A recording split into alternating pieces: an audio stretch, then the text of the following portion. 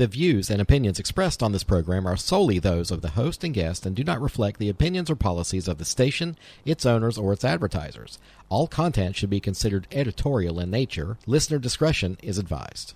Recorded live from the radio studios of WFAY and WMRV, Androlonis Media presents Cumberland County's smartest hour of talk radio.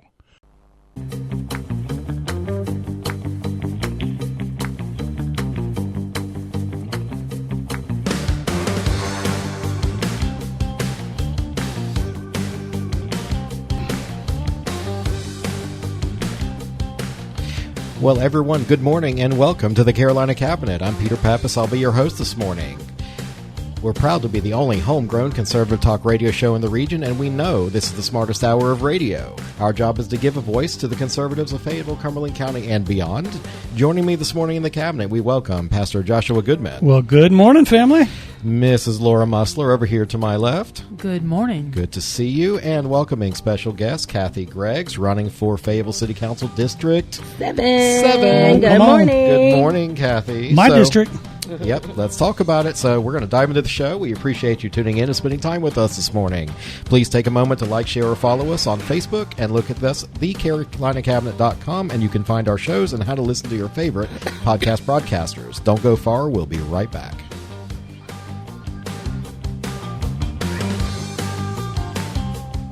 In 2012, Joshua Goodman has been the senior pastor at the Cliffdale Christian Center, a dynamic church and ministry located in West Fayetteville. Join our friend Pastor Goodman for a podcast or a live sermon in person at 6427 Cliffdale Road. Now for today's good news. Here is Joshua Goodman. Well, good morning from the All-American City. This is Pastor Josh, and have I got some good news for you. In a time when so many want to unpack, discuss, and talk about all the negative junk, I'm here to bring you some good news. Well, check it out, family. This past weekend, I had the opportunity of bringing 14 crazy men up to the Nantahala River in western North Carolina. We had time by the fire, singing, talking, fellowshipping, and eating a lot of food. And besides that, we spent one full day out on the rapids. You know, it's interesting because whitewater rafting is an absolutely great team-building experience. Here's the deal. Everybody thinks they can be the captain of the boat until they become the captain of the boat. You know, steering your way through the shallows, going up over the rapids, right, left. And then you got a crazy pastor that's jumping from boat to boat, doing all he can to just drag you into the icy waters of the Nantahala. You know, funny story. This past weekend, a good friend of mine, Matt, he was co-captaining one of the boats, and I had my sights set on him, got to the very front of the boat, launched myself towards him to grab him and drag him into the water, except in that moment, I forgot Newton's third law. For every action, there is an equal and opposite reaction. As I pushed off the boat I was jumping off of pushed out from underneath me. I didn't even get close to Matt. Instead, I face planted in the water just in time for my own boat to run me over. Came out the backside. Both boats had left me in the dust. Got the scratches, bruises to prove it, my friends. And what I have learned is this: the key to being a captain. So one man can do a ducky, one man can maybe do a canoe, but when you got an 8-man raft, you've got to have your team together. When you tell right to paddle, right needs to paddle. When you tell left, they need to paddle, they need to paddle. When you tell everybody to back paddle, everybody needs to back paddle. And if there's anybody out of sync, then guess what? You may just be the one that's going head over heels over Nantahala Falls. I say this as a voice of experience because I have been the one that literally has had my boat capsize and flip over the falls, throwing every participant into the water and having to be dragged free from the falls. Friends, it is imperative that we listen to our captain, and it is imperative that we all try to stay in the boat. Ecclesiastes says this. It says, 2 are better than 1, because they have a good reward for their labor. For if they fall, one will lift up his companion. But woe to him who is alone if he falls, for he has no one to help him. Again, if 2 lie down together, they will keep warm. But how warm is one alone? Though one may be overpowered by another, 2 can withstand him, and a 3-strand cord is not quickly broken. Point is this, friends. Teamwork really does make the dream work. This is Pastor Josh, and that is your good news. Caught with your pants on fire by repeating what you've heard on other stations. You are listening to Eastern North Carolina's truth-telling morning show, The Carolina Cabinet. And truth-telling we will do. Welcome back. Welcome back. I dug that out of the archive. Yeah. And truth-telling, I do admit when I fall out of the boat, get ran over by the boat, and then have to have my boys pull me back into the boat. I think there's a better lesson there, Pastor Josh. We got a little bit of gray on us now. We can't be acting like we're 19 years old anymore. Well, and I believe that today. Yeah. But back when this happened a few days ago, I had it. I was good, but now my back hurts, my neck hurts, my legs hurt, my knees hurt, my ankles hurt. I thought I smelled like a Ben Gay factory up in here. Well, I'm glad you made it back in one piece. And, like I said, I got the bumps and bruises. You made it back mostly. Mostly. Okay. So, Laura, what you been up to last week? I think there was a little activity going on. We did. We had a soiree, I guess, if that's what you want to. If you want to be all fancy, but it wasn't. It was just I invited a bunch of people over to the house just to have a bunch of desserts. And cheat on their diets and lemonade. And cheat we did because, oh my Lord. Holy smokes, there were a lot of, yes. Hey, I blew like $40-$50 at Superior Bakery because I wasn't cooking, but I did take some of it back home. It got taken care of. Yeah, most people took their desserts with them, thank goodness, because I would not be fit through that door had that not happened. So. Thank you, Jim, for your participation in said leftovers. Yes. Oh, he got some. I'm sure. He better have gotten some. I got to stand up for my man. Oh, yeah. So, and just for the record, Laura invites not just by party affiliation. No. We're open to everybody. Yep. I did. She was open to everybody, I guess. And, it was a nice time. Good time. There wasn't any screaming or I think I walked out to the porch. There was a bunch of ladies there and I said a Peterism of some sort. And they kind of, hush, Kathy. I heard that. Anyway, so, and I said, hey, don't invite me. You don't want to hear just off the wall stuff. So, I'm not the one. I'll just pull it out. Here it is. There was no pulling it out there. No, out of the brain, out of the mind. Sorry. No. We are talking about, you can't take me anywhere. I know. Don't put me on speaker. So, last week, election activities. Yes. There was, Mayor Colvin held a roundtable at Crest Fund of business leaders in the community. Somehow I got on this list. Oh, well, so, you are one of the longest-standing business. I am one of the elder statesmen, I guess, when it comes to that. But it was the mayor sitting down just talking to us. He discussed maybe bringing a business council to be another committee, or what do you call it, a board and commission, which, Was it a... And this coming again, I'm not the politics guy. I'm the pastor. But was this a political move to try to get... I mean, tis the season. Well, yeah. So, I was going to say they have all these round tables and invites, town halls. Where have you been for the other 12, 14, months, 16 months? So try again. I don't want to totally vilify him for just No, it's not just him. It's all of them. I think it's all of them. Yeah. I think but we did ask them to be elected and do a job. So maybe doing the job and not holding the town halls. But at any rate, I was invited. I felt good enough to make the list, and there was some. It was a nice exchange of ideas, and we discussed economic development. We discussed how much of what was gone over do you think you'll see come to fruition post-election? So the thing about people running for city mayor and city council, they have to understand what lane they're in.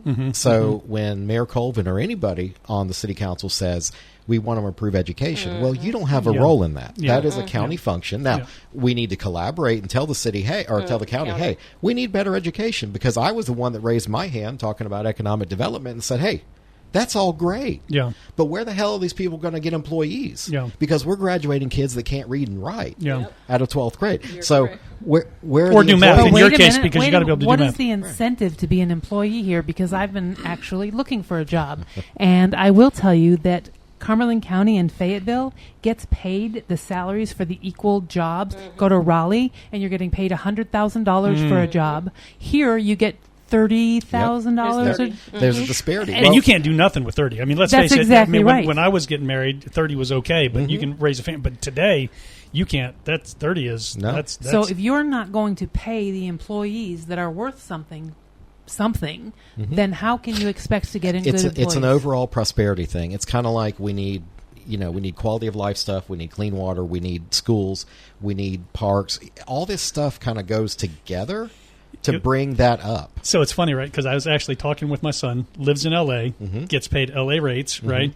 And I was like, well, you know that the national minimum wage is still $7.25. He's like, are you kidding me, Dad? I'm like, yeah, dude. Yeah. Most states, I know kids who work, I won't mention where, but work at places, and they're making $7.25 an hour. But that's okay for a kid. Yeah. That's the whole point yeah. of the introductory and the minimum wage. But for those of us elders, and I include myself, You and Peter, right. me and Kathy, we're the still. elders. Yeah. You're still in your youth I'm just over saying, there. to go out and be like, I want to earn $30,000 for Right. working a 40 Full-time and 50 job, hour yeah. work. Let me think about that. No. Well, Laura, don't forget that they did give a raise to the non-tenure employees. Yeah, non-tenure. They gave them non-tenure a raise. It was 4%. Yep. And I was like, which they? What are we? the School city system? council. City council. Yeah, okay. they gave a non-tenure raise, and I'm like, but your turnover here for city employees is over 40%. Like, what do you? Well, but see, right there, Kathy, it's like, look, do you want to bargain with your city officials? Like,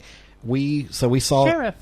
We saw the sheriff get Yeah. appointed today, and not for nothing, they reduced how much they pay the sheriff from about $250,000 down to $195,000 was what was set in that meeting this morning. but how much But does is that wrong? How much Because- does Ronnie Mitchell make? Well, I'd like to see some internal budgeting on that, but the bottom line is how does the new sheriff think about getting $50,000 less than his predecessor? What about experience, though? He's been there They're for not, like they're not But doing it based except on for merit, that though. they're, No. That's the problem. it is proven that Oh, if this is going to be you're a good night, everybody. I can feel it heating up on you. Yeah, if boy. you're promoted from within, you usually make less than Right. if you're brought in from the Yes. outside. And- So he is getting a huge pay Right. raise. Yes. and as- the city is working on it's called compression. Right. That's what you're talking about. Yeah. So the city, I know, made a very overt action to work on the compression in the city police, Yep. and we've spoken to Chief Braden about Yep. that. Like, they did correct a lot, but I mean, think about it. You be that major that just got promoted to sheriff, Yeah. and you go to open your paycheck, and it's $50,000 less than Less your than what you got, predecessor.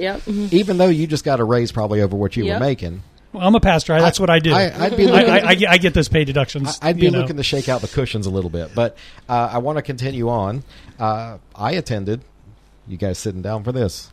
I attended the Fayetteville Pride candidate forum. Are you coming out? No, sir. That was the Oh, spouses. I'm wasn't be it? like, whoa, They- Peter, they hold on. needed- I they know a lot needed- about your personal life. They I'm, needed toxic masculinity in the room, so Okay, they invited okay, me. They okay. needed to balance it out. Okay. But you What know, was the purpose of that? so the purpose was they wanted to invite all the spouses of the people that were running for office. Okay, of all I the still mayoral don't see how you got included in that. Man, you'd be these things just happen. You and Jim? I mean, I But there don't was know. people No. that was single there, so I'm trying to see So why. No, so no, here- you're Pakistani, dude. That doesn't fly in Pakistan. You Here- get killed for that. Here's who showed up: Kathy Jensen's husband Jerry, Yeah, Maria Benavente's wife, Okay. and Nolly. the one that's running for mayor. She's Nolly running for Smith. mayor, but she doesn't have a partner, so she Yep. says, "I'll just come." Okay. So it was just those three. But I want to point this out. It was not an unfriendly room. It was No. really, it was a cordial, like, you know, there was some more serious discussion, like about how you help your spouse run for office and what is it like. And it was just a very humanized Yeah. discussion. But then we had our Republican candidates and other candidates that opted out. They just didn't want to come. Are they afraid? Well, I just want to know what the purpose was.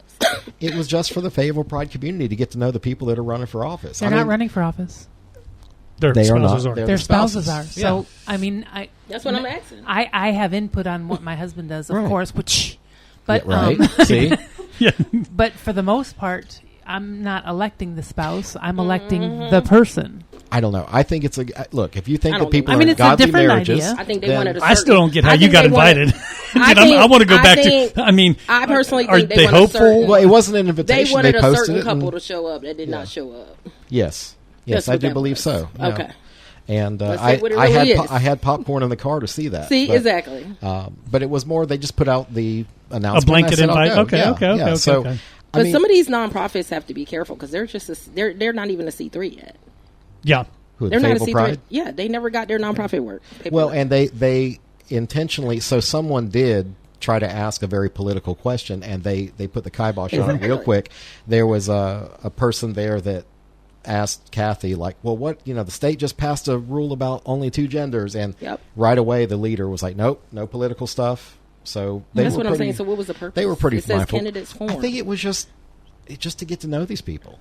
I think you should just say, I don't have a problem with this. Meet and greet your candidates, not candidate form. Okay, well, do you know the people that are running for office, do you know them all? I've seen some names come out of here that I'm like, I don't know who these guys are. I betted them, yes. Okay, well, not everybody's you, Kathy. So. Okay. How many of their spouses do you know, and why would you want to? I mean, that's what I'm asking. I can't I get just in the mind feel of like why they held the thing. like, I just went, and it was nothing to be worried about. I feel like it was a vendetta. Okay. And it was something they wanted to do to get those 2 people out there to cause controversy. That's where I'm at. And I was on that board, so I can say that. I was at large with Fayetteville Pride. Okay. For 2 years. All right. Well, I don't know the motivations, but I went. It was not a thing. It wasn't a gotcha question. It's kind of like when I ask people to come here, and I'm like, look, we're going to have fun. We're just it's not a gotcha question. Yeah. So there's no gotcha question. I've done hours of research. Well, I'm going to let you loose on Kathy. So totally joking. So I mean, and then, I feel that's what it was. Okay. Well, tomorrow I have government. Look, and if they want to invite me next time, no, I'm open for the invite. Yeah, I mean there was cake. Yeah, so gotta have cake. Tomorrow I have government. You got a lot of cake this week. I did. I Damn. did. So what? So besides you injuring yourself on the Whitewater Rapids, I mean, what else, bro? What else is there? So we took 14 guys up to Nanahalia. We get a cabin up there. Okay, and get checked in, do burgers and dogs on the grill. Got my man Greg on guitar, and we sit around and sing songs, and we played Texas Hold'em poker using. We didn't have anything else, so we used mayonnaise, mustard, and ketchup packets as our what we had. Right. And came up a few hands, down a few hands, and whitewater rafting. It was great. Had a great time with my guys. And how many was it? 14. Jeez. Yep. Okay. All right. Well, let's pivot to some national news. I found this. AOL is canceling dial-up. Did y'all see that? Yes. Yeah. So in 1995, AOL had. I mean, they were it. Like my mom still has AOL. AOL, but not dial-up. She has AOL still, but not her dial-up. Email. No. Yeah, and right. she has Hotmail. Yeah.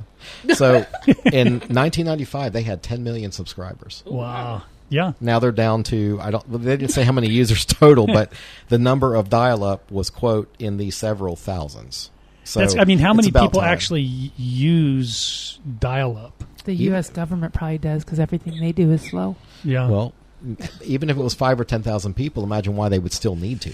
Well, we use Teams. Yeah, y'all do. Yeah, on high speed and Yep. all that stuff. Yeah, absolutely. All on Teams. I just thought that's kind of my childhood right there. Is AOL, Sorry, dude. and coming back up, and it's all of a sudden now gone. I won't miss the joining at 56K. Yeah. So to speak to my nerdy space camp heart, we lost Commander Jim Lovell over the weekend. He was 97 years old. 97. Man. Always a gentleman, always a very poised guy. But 97. Yeah. So I was actually interesting. I was, and I told my son because we're into World War II documentaries and stuff, and passed an elderly gentleman with a World War II vet hat on going into Food Line, and I had to apologize to my son. I was like, I will never not regret shaking his hand and saying thank you, because there's not many of those guys. No, there aren't. Left. The greatest generation. Yeah, absolutely. Well, anyway, so that was appealing to my space camp heart. Absolutely. Of course, Apollo 13, all that good stuff. And he even said the movie was realistic. So I'm just saying, man. That's hey. What else do we want to talk about here? Got a couple topics. Yeah. You want to talk about teacher shortage or flood delays?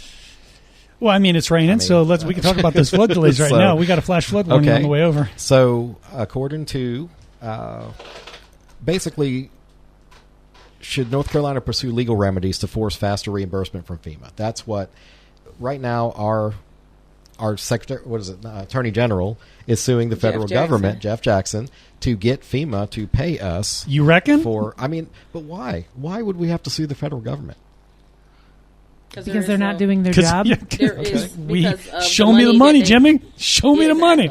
Because some employees got bonuses like 7 times. Yeah, there's some people that was getting like $400,000 a year. Yep, from FEMA. Well, because as an employee. didn't DHS Secretary Christy Nome make it so that she has to individually that's crazy. Approve any money that's going out? You talk about a bureaucracy. Okay. Bureaucracy, and it's just I talk about funneling Bottleneck. Everything. Yes, that's crazy. How can anything? That's like Well, but FEMA does fall under Homeland Security. And this doesn't seem like enough, that's but $115 million in public assistance approved for North Carolina, but still is delayed. Yeah, but. And here it is. The new DHS policy: expenses over $100,000 require senior approval, and rural and counties. What expenses? I mean, you lose your home, right? What expenses under $100,000? This is to the government. This is for rural counties. They fronted the money for debris and emergency repairs, but they didn't have it in their coffers, so now their cash flow is restrained. So whatever happened to the money for North Carolina rebuild? Because that was $320 billion. So you're looking at $208 million to North Carolina Emergency Management. That includes $75 million for private bridges and roads, and $70 million for FEMA cost share, whatever that means. I mean, are we paying for trailers? Yes. Yeah. I guess. And is anybody staying in those trailers? Yeah. It's cost share, so you got to pay them. Well, now I do know Auditor Dave Bullock, who will be on the show in the next month or so. When I visited his office with the chamber people, he did talk about somebody that was doing laundry. Mm-hmm. For the Helene survivors, and it was costing like $500 a load. Wow. Yeah. No price gouging there, right? Well, I mean, look, it's a good grift if you can get it. Well, that's how much it was in Iraq, though, when we did laundry. Well, that's Iraq. Yeah. I mean, that's still government money, though. Well, it's still funded by the U.S. government. I mean, we were spending $82 billion a day on laundry. You got to food remember in Iraq who has the capacity to step in and do all that laundry. See, I need a government who would you go contract. to? Yeah, you do. There you go. And I'll come work for you. You don't need to get a job, girl. Don't put in. Yeah, do that, and then I'll do a load of laundry for $500. Yeah. I'll go to the laundromat. The scary one. I'll go to the scary one. I'll do it down there. So the other thing I wanted to bring up is there is a North Carolina teacher shortage. 3,000 vacancies statewide. Say that again, 3,000? 3,000. And there's dozens in Cumberland County. And school starts next week. Yes, it does. And we are 43rd nationally ranked. 43rd. Yes, we are. 43rd. Well, 43rd in pay, and 39th nationally or starting pay is 39th. Wow. But that's the bottom. But per student spending, 48th in the nation. So when it comes to funding the students, we're 48th in the nation spending money. But I don't think it's a money issue. Mm-mm. Well, I mean, I do think teachers need to be a lot better paid personally because they're going into their own pockets, getting things, to buy supplies and things like that. Well, or going in as a husband of a teacher, going into her husband's pocket. Okay, whichever. Same thing. Yeah. What's yours? What's mine is mine, and what's yours is mine. The Just so you teacher know. should not need to be married to be able to afford to be a teacher. I mean, you can't. But the problem is, you can't recruit your way out of a retention problem. So think about the environment. So we have a teacher locally that caught charges a couple weeks ago. Yep. Over at, was it Westover? I don't remember where it was, but he apparently choked a student out. Yep. Which, judging all the scuttlebutt on Facebook about him has been good, like he was good to the students and everything, and that he probably was restraining himself by just, restraining the student. And the kid just passed out, so he has charges of strangling a child. It's not funny, but it's like, you got to imagine, I'm 5.5 feet tall. There's probably an 18-year-old in there that's taller than you. Well, and I can tell you, most people taller than me. Like as a youth pastor, not just a youth pastor, but when I was a youth pastor in the place where I was a youth pastor, we had, gang members coming in and just, we had continual ebb and flow of at-risk youth and things. And, there were situations that had to be dealt with in a physical manner. There was literally no other way than to get physical. Now, I'm not saying you choke a kid out or anything, but these sometimes had to be physically restrained, brought to another room and said, hey, sit down, take a breath. And in some situations, that's all you can do. You know what? Maybe they were just practicing jiu-jitsu moves, and the young man didn't know to tap the thing before he just didn't submit, give me and something. he lost consciousness. So Maybe we need to get some fathers back in the home and start. And that's what I mean by you can't recruit your way out of this problem. I think it's a classroom issue, classroom management, and what it's the a administration. Home issue. It's a father and mother issue. Because I know when I went to school, it was yes, ma'am, no, ma'am, yes, please, no, thank you. And nowadays, I am like sick to my stomach the way young people speak to elders and teachers, and they're not learning it from. Well, I guess they are learning it from each other too. But if there's no respect at home, there's certainly not going to be respect for others. So. I agree. We all know it starts in the home. It starts in the home, starts in the church. Takes a village. It does. Yes. It does. And that village is missing its idiot. So what is the answer to retention, keeping those teachers? I don't think anybody's got it right. Yeah. Well, but that's not true. There are some schools here in North Carolina. There's one called the Early College at Guilford. It's ranked number 1 in public schools in North Carolina, and it's number 9 in the nation for STEM. So let's go see what they're doing. How are they getting the good teachers? Yep. What are they doing? What do we need? So start looking at the things that are going right and take from them what you can. Let me ask, because we have early college, it's done out at FSU. Where does it rank? Is it anywhere, or not anywhere that I found on ChatGPT? Yeah, because my daughter did early college at Fayetteville Tech. Yeah, I got her out of 71st High School because it was too much going on. Right, and I was like, just saying. Yeah, it was way too much going on. Like way. And much. What even I've with seen, the teachers and principals, I was like, we can't be doing this. You're not going to fail because. What they got going on in terms because you're surrounded. The only good thing I can say is we have a new school superintendent. We stole him from Johnson County, and apparently he did well up in Johnson County. Okay. So I'll be working on getting him in here. Maybe he can answer some of these questions for us. But I don't think we're out with the 10 count right now. I think we can turn our schools around, but I think it's going to look different. Yeah, I think it's going to be more opportunity scholarship. Yeah. And I mean, post-COVID, if you heard me say this like 6 months ago, public schools will have to adapt and overcome. They cannot do school. It's like any other business, any other church. Post-COVID, church could not be the same way church was pre-COVID.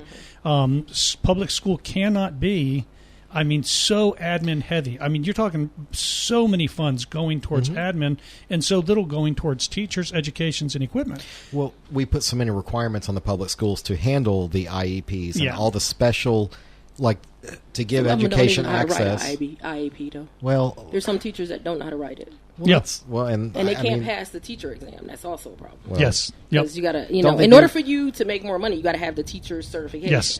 Until then, you're just getting $15 an hour as a teacher. But you're kind of like a sub. We get Cumberland County is $13,700 lower than the national average. So it's once again, how are we going to attract the... Okay, it's the same thing I say about the police department. If I have a great teacher and she's working really hard and she's earning $13,700 less than she can make 30 minutes to the north or 30 minutes to the south, guess where the good teacher's going? Because it's not all about money, though. I mean, good teachers care about the students and things like that. But our kids here in this area... The teacher still has to eat. Yep. That's exactly right. Some of them got 2 to 3 jobs. So what we end up with here is bottom of the barrel employees, bottom of the barrel not all of them. This is a generalization and not to be taken to a person individually. There are great teachers here. But what would you do if you had a job doing whatever, but you could go over the county line and earn $13,000 a year more? What are you going to do? Well, Cumberland County just issued their budget, and they did fund the schools, gave them everything they asked for, and gave them money for capital improvements, about $300 million for that. They needed $850, I think, but anyway, so they funded a very large chunk of those, and there's money for building 2 schools, if I'm not mistaken, in that budget. So, and I think they did give the teachers a supplement as well. They did. So, what's a supplement? That's not an increase in pay. That's a supplement. It's a new board. They just funded the schools. Let's see what the school board does with it in the next year, because we got a new school board essentially too, and not one of the people on school board, to my knowledge, has a child in school, with the exception of Mr. West, and I think his kid's graduating this year. Well, and I'm not saying that money won't solve some of the problems that public schools are going to face, but it will not solve all of the problems. Well, they have to treat the education as a product. Yeah. They have to compete. See, the people that are opposed to opportunity scholarships, we don't want to defund the public schools. Well, we can't keep pouring money down a drain that doesn't give us any return. Yep. So That's right. the opportunity scholarship allows you and me, Joe taxpayer, to be portable and put our children into schools that we want. Yeah. To teach things we want them to know, whether that's religious based, whatever. But one of the arguments comes that in these rural areas or in the impoverished areas, well, gee, we can't afford to go over there. You can't afford not to. Do you want better for your child or not? Mm-hmm. It's that much. If I want better for my child, which I do, and then you're coming from an impoverished area, you know what? When your child goes and graduates college, come back to your impoverished neighborhood and help somebody below. Too much around these days. Everybody's all in it for them. Yep. But we need to start going back to our roots and to our communities and helping the people instead of just leaving them behind. Hear that, right. J. Cole? Yeah, hey! Yeah, we're waiting for you here on the cabinet. Yeah, we have had some good people boomerang around. So yes, and that was one thing I will say at the little thing yesterday with Fayetteville Pride. Nolly, she said, this town's got a lot of talent, and she was very serious and adamant about that. And I just like that she emphasized. It just stuck out in my mind. Yep. But I mean, he is somebody that does come back to the community, yes. And that's what we need. All of these people that move on, they need to come back here, and I mean, and invest. That's exactly right. Yep. Give back to. I mean, we've got and that's one thing I shake my head a little bit at Fayetteville because we got such potential. We talk about how we are the neighbor to the largest military installation in the world. This, that. It's like if we could tap into the potential that we have. I mean, we have the jobs here. There's a lot. There is. It's just a matter of tapping into that potential and utilizing it, and that I don't know. In doing that too would affect everything. It would affect parks, rec, schools. Mm-hmm. We would see another level. It's all tied. If we have investment in our community, we get the property tax revenue to fund these schools and to do the quality of life projects that we need to turn out a better graduate. And then maybe we can attract better jobs. But you know what? We need to invest first. Yes. Invest first, and that stuff will come as people come here. But if we continue to do what we're doing, it's not working, let's change it up. Let's invest. Take a little loss to start with. Get those good people here, and then they'll bring the tax base to make things better. Well, and it's funny because you don't even really have to take a loss. All you got to do is give them a tax break. Exactly. I mean, what it looks like is, okay, instead of charging you 3%, I'm going to charge you 2.5%. And you know what? Suddenly, you're the king of the hill because nobody else is going to charge 2.5%. And that's all it takes is that 0.5%. And suddenly, you're opening your doors. And for those listening, when we give companies tax breaks, so to speak, okay, the company has to perform.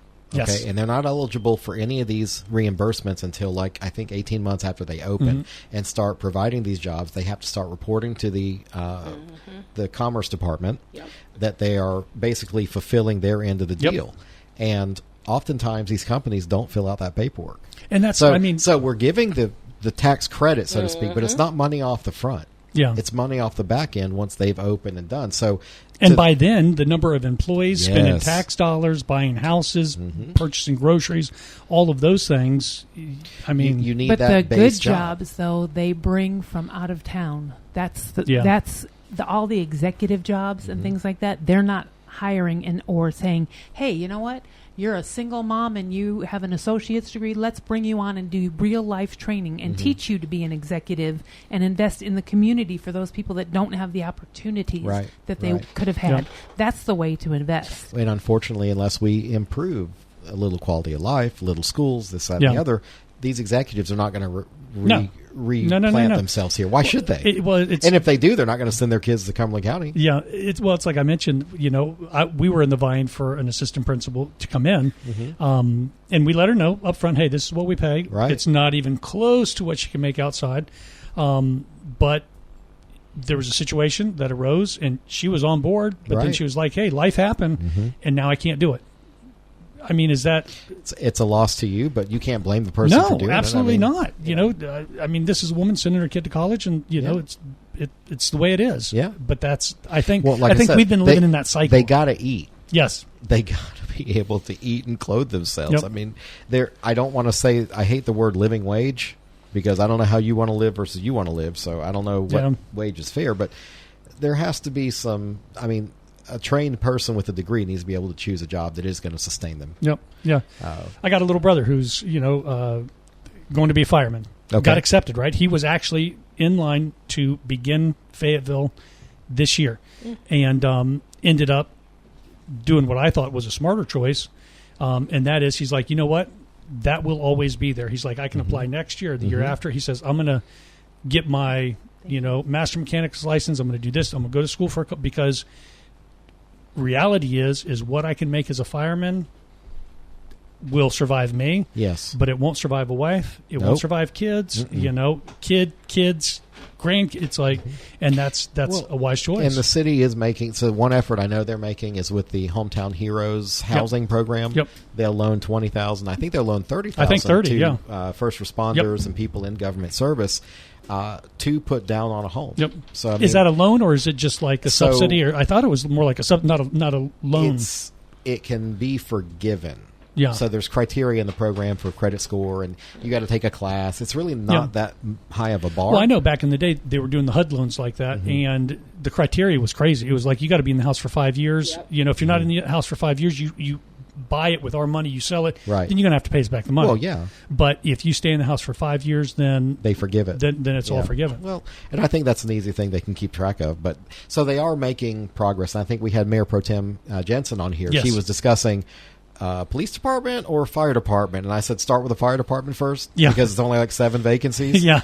But the police have like 100 and whatever. So I was like, maybe you can do that one. And then she caught me in the whole Cruella DeVille joke about her hair that I didn't know I was making at the time. I was like, oh, there's me stepping in it again. Yep. So Kathy Greggs. Yes. So good to see you again. It's good to see you, my brother. It's like you're my sister from another brother, mother. yep. I mean, it really is. So, I say it in all and just for the record, we're just like Kid Chaos. These two. I mean, you get us started, man. We're gonna go. But all right, look, I downloaded and printed your bio. Okay, I'm gonna show the which camera is here. extensive. It's a very extensive bio. So, can you take this and in maybe 60 seconds introduce yourself and say what you're running for, and then we'll dig in. Kathy, you need to know. Girl, I love you. I'm so glad you're on the show because you just know that. Anyway. I'm Kathy Greggs. I'm a United States Army combat veteran. Yep. I also am the deputy in Human Resource at Special Operations Recruiting Battalion here at Fort Bragg. I did 17 years of federal civil service work. I have a nonprofit called Fayetteville Police Accountability Community Task Force. We've been around for about 8 years. And I am running because I feel that we're in a space where we need to have transparency, accountability, eliminating nepotism, and also getting rid of the normalized op tempo that we have created in our city councils. Normalized op tempo. Could you unarmy that for me, please? Well, we have come to normalize the unethical behavior that our city council members have had, along with the city manager. Okay. We have allowed this to go on, and as citizens, I want to be the voice so it won't go on. All right. And let me tell you, she got the voice. Okay. I mean, did anybody else feel a tingle? Yeah, I'm just saying. So, District 7 covers what area of town? So you got West Cliffdale, you have Aaron Lake. Oh, you got the Hollywood Heights. You have it where it goes from Rayford Road before you get to Rayford Road, and then the other side is before you get to Skybow Road. Okay. So it's a pretty big area. It's about 14,000 citizens. Okay, that's close to where I ran last time. Yep. So. Yeah, I'm a little familiar with it. Yeah, but we're waiting for you to run again. Yeah. You keep waiting on one hand, and so I'm going to ask this first one, and then I'm going to let y'all take over. But just to be fair, is it the job of our government to raise our children? No, it is not. When it comes to like OCS and all that other stuff, Well, first of all, what is OCS? Because we built something. We took $5 million to make a foundation, but we don't have the base. Yeah, we don't have the base for it. $5 million for OCS. So to fund the office. Yes. Okay. And they just hired a director, though. I know. Local guy. And it's a podcast now, remember? Is it? Yeah, they have a podcast for OCS. Go on the website. You'll see him. He's sitting there talking. We do it better. We got better ratings. We're top rated. But, for OCS, it's asking the family members to get involved in their community and their safety. Okay. However, how do we do that when half of the people that you live next door to, you probably don't even communicate with? I may not communicate with the people next door to me. it's a double-edged sword, because I feel like we spent money on something that we haven't really had a foundation for. And checking a block is something that we've been doing for so many years, and it just needs to stop because we're wasting money. It's mismanagement and misappropriation of funds. Okay. So let me jump in, because for the what is, and I mean literally, what does OCS stand for our listeners? It's Office of Community Safety. Office of Community Safety. Do you feel safer yet? No, and it's funded. It's funded $5 million. Funded $5 million, and we got a director. And do you know anybody how long it's been funded? Yes. It was funded last year. They voted on it. Mm-hmm. And so, but they just got the director this year. I think, didn't they hire like 2 people to work in the office, but there was no leader? Yeah. So let's go back, because I feel like the people that's in the office, they got one for at-risk youth, right? A juvenile prevention. I met her. And then they have someone for gun violence. And then they have the chief, which is, he came from Michigan. So. You know, so they've been doing this for it's been funded for a while. Mm-hmm. Are they doing anything? No, that's what I mean. Because at the end of the day, Office of Community Safety was set up for the people of the community to get involved. It wasn't just them to be involved. It shifted. Exactly. I think so. With Fayetteville Pact, weren't you kind of a catalyst for some of that? So it's funny you say that, because Fayetteville Pact actually got the Citizen Review Board. Yep. I wrote up the ordinance myself for the city and the application process. So when you look at OCS, they're asking for a Citizen Review Board. It was already voted on in 2021 to have one, and also by the state. We also got Governor Cooper Task Force to put it on the recommendation number 134. Then a lot of the work, unarmed mental health, we came up with that. We argued that for many years, because we've been around since 2016. We argued of having rehabilitation centers instead of waiting to go to Raleigh. We argued the fact that they only got 24 beds when they could have made more beds for the rehabilitation center, because they got $30 million for mental health. The county receives $30 million every quarter for mental health by itself. Is it just the city trying to rebuild the will and have it as their own? Is that because you're a nonprofit doing these things? Or are they just? Is it something they just want to have? I'll say oversight of. Well, the thing about it is, there is no oversight. That's what I'm trying to say. Yeah. Because they requested an oversight committee board from OCS, but where is it? You mean an oversight of OCS from the council? Exactly. So there's no citizen board attached to it or anything? There is a citizen board. That's what I'm talking about, okay. The oversight. But what I'm saying is, they already implemented the ordinance. We already got it approved back in 2021. So why did we reinvent the wheel and do OCS? Why did we put $5 million in that when we could have put money into having the Citizen Review Board, which, by the way, it's only 10 municipalities that don't have one, because Asheville has one. Yeah. Well, Asheville's doing so great with the homeless population and the crime. I mean, I don't know why we don't want one. So if I'm not mistaken, I think what it started as, and what the genesis of it was, to be over the police department and have visibility into police matters, shootings and such.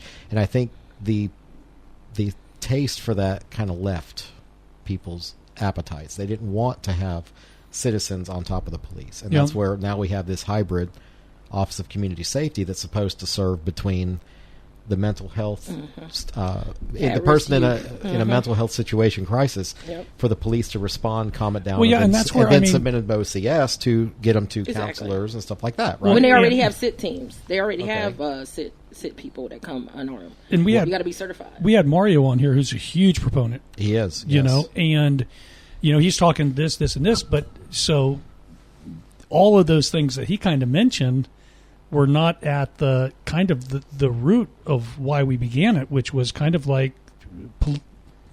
not policing the police, but more police, clarity. I think this is more another tool in the toolbox for police than it was overseeing the police. Yeah. So it's kind of, because that Fayetteville Pact kind of started that ball, and then a Citizen Review Board. Yeah. Well, the thing is, the city had that in ordinance in 2012. People voted against it, so they was going to have one in 2012, even when Kirk Devier was there. Yeah. So what I'm saying is, it wasn't. All we did was reinvent the wheel to say, hey, have it, because we have all this police misconduct. I mean, the city has paid over $5 million in police misconduct. That's our taxpayer money. Yeah. I mean, you got Gerard Atkinson. He made $44,000. He was wrongfully in the detention center for 18 months.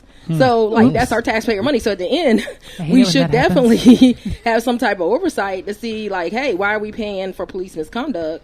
You know, and how do we at the inception, that's what it was there for. Yep. But now I don't see, again, in the conversation with Mario, I don't see that even being on the table anymore. Exactly. Now it's more about, and not that I'm opposed to the mental health issue and having care workers, help answer. Not that I'm opposed to that, but apples and oranges, right?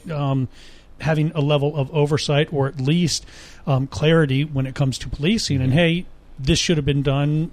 Maybe not this.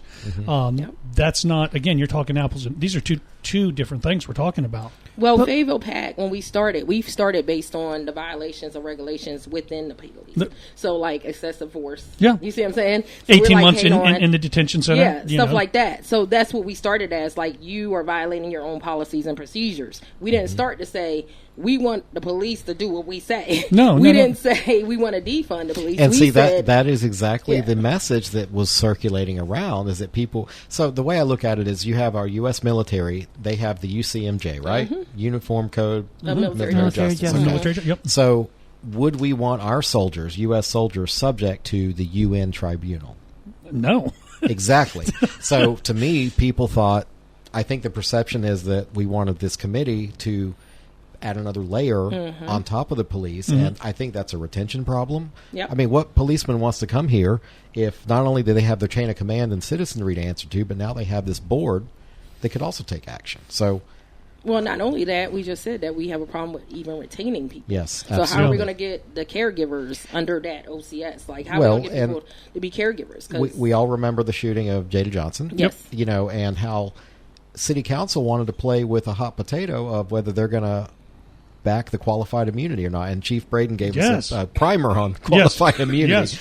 But anyway, I want to pivot away from the past. Okay, we got to turn the page here. That's right. And get into why you're running and let me ask, because I am. This is up to you. I'm 7. That's where I live. Let me just. What would you do differently than my current councilwoman? Well, first I would answer my phone. Let's start off with that. Ouch. So, and by the way, it is an ordinance that you're supposed to respond to citizens in the city, by the way, as a city council member. But anyway, I would answer my phone because I've been to plenty of the community watches starting last year. So I've been kind of out there ever since last year. But I want to implement better sidewalks because we don't have those. Yep. We don't have sidewalks in District 7. Like, it's really hard. And I had a conversation with the blind and the deaf, and when they get on the website, it's hard for them to, like, maneuver. So I wanted to bring in Civic Plus, which is technology where instead of you using Nextdoor to see where the police is and what's going on, it's real time. So you could see that the police is on Rayford Road. You could see there's a roadblock on Cliffdale Road. Yeah. It's real time at that time, not waiting a day later. Isn't that a security risk to know where the police are? It's actually in 22 states, by the way. And it's cheaper than the website we're using now. $2 million difference. I don't want people to be able to look and see up where there is a roadblock. Yeah, I'm not I don't like that idea. No, I'm talking about a roadblock like you got in a car accident. Don't you? Okay. Not like a DUI checkpoint. No. Yeah, I don't like that idea. I'm talking about, because a lot of people be like, hey, why is, when you go next door, people be asking questions. Hey, did y'all see what happened over there? Who shot over here? Like, there's questions going in, even with Greenbelt, where I'm at, because I look at them. I go to Watch Out Cumberland County on Facebook. I know exactly what's going on. But why, though? When we have the app, we can see everything real time right there. We don't have to go and look for it on Facebook. That's my point. Like, we don't have to do it. Well, and code enforcement, because there's a lot of code enforcements. Come on, bro. Don't even get me started on code enforcement. Exactly. In District 7, there was over 50 that was not answered. So, you mean code enforcement what I cases know, have not been? What I want to know is why code enforcement comes to me, and anytime I get a letter, which I've gotten a few, and that's okay. Cool. I respond. I do, whatever it is. But then, so I've got a place that sells alcohol and tobacco products. Literally, I don't know how they got. Who says a preacher don't have a good time? I don't know how they were able to open. I mean, in front of my church, right? But they are open, selling tobacco and alcohol, right? That also has a school 5 days a week, and they're able to sell tobacco and alcohol. Wasn't it always a convenience store, though? No, dude, it was a tire shop. Oh, was 10 years ago, yeah. Okay. And then, once you pick those kids up, you need something. You need something to take the. And this coming from you don't want the DWI checkpoints. I'm watching. I don't even drink alcohol, so I'm just joking. So they had a fence. The city made them put in. Well, I mean, that was nice 5 years ago, but that fence is gone. I mean, all that's there now, separating my property and theirs, are the posts that stick up. I mean... Well, okay, so let's talk about code enforcement. So you and I get the code enforcement letters, and we answer them. Yes, and I I'm respond. very polite to the people because, first of all, they know me by now. Yeah. They're like, oh, Mr. But we get things done. Yeah. They send us a letter. We don't want to be on that a list week of later, 50. but a week later, it's done. Yeah. But see, there's that many people that either don't have the means to comply or just don't care. And they challenge the city to take me to court. Yeah. And I'm not like that. I treat it as another set of eyes on my properties. Yeah. But not everybody thinks that. So you found 50 cases. Now, had they gone to court yet? Those 50? I mean, like, how far along in the process were they? And what kind of violations were they? 6 months in. Really? Okay. Well, that's bold. Well, and I mean, the city not makes answering them that quickly. Yep.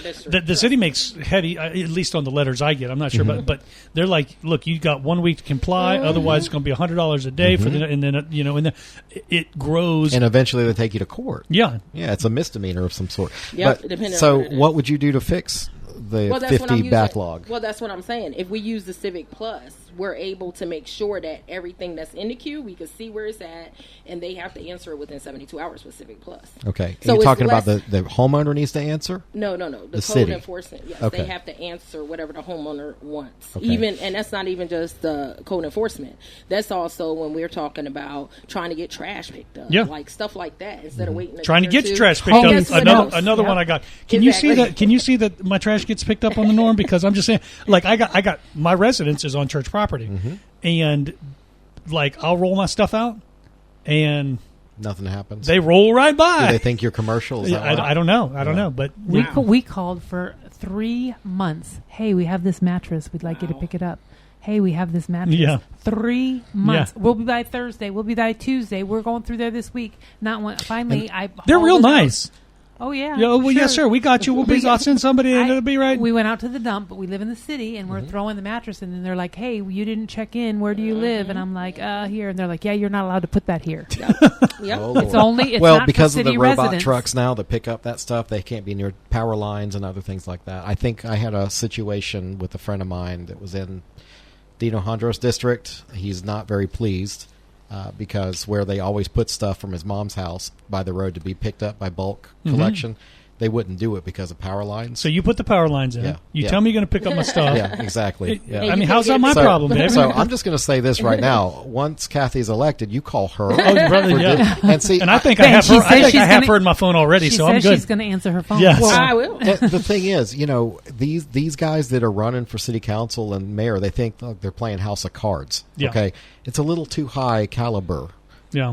We need the trash picked up. We need the roads and speed bumps maintained. Sidewalks maintained. Sidewalks, Come on, girl. You know District 7. I ain't got to tell you about how those sidewalks are not maintained. Yeah. Well, and that's a whole other conversation with that. Laura, what are you thinking about to ask Ms. Kathy Greggs here? Which role in your life has had the most lasting impact?